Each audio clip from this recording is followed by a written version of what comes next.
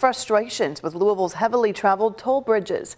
Bills were put on hold for several months after Riverlink changed providers, leaving some customers with a handful of invoices once it started back up. In some cases, that led to hundreds of dollars in charges. Senior reporter Isaiah Kim Martinez and photojournalist Emma Gefter are taking your questions straight to the company.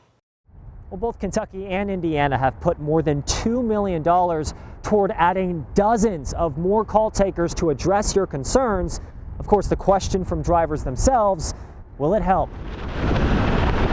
Up to 50 additional customer service representatives answering phones. Mindy Peterson, spokesperson with Riverlink, says they've doubled the number of representatives on customer service. That's to handle numbers like the more than 100,000 calls they got in January alone. Call delays in some cases, she says, lasting up to an hour.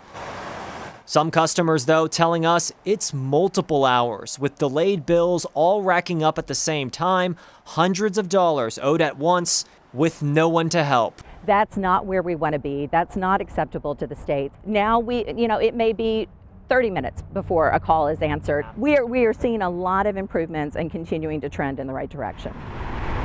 What is an acceptable hold time? So I'll have to see what the contractual requirements are. I think it's about a minute and a half. Peterson attributes much of the issue to customer confusion over the invoices and user error. Are you aware of any situations of people being charged wrongly?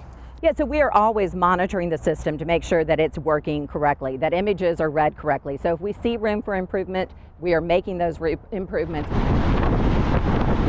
The fact of the matter is, if anybody received an invoice or a monthly bill, the new monthly bill, for activity for a car that does not belong to them, they don't owe that money. So what's happening?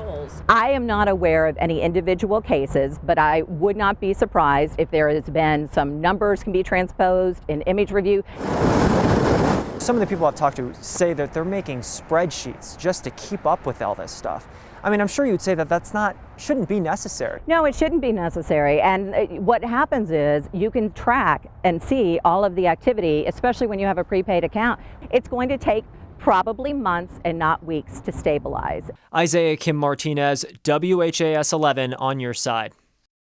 And according to Riverlink, as of last month, there are around 8,500 accounts that owe more than $500. They say that's 1% of the total number of accounts that owe money.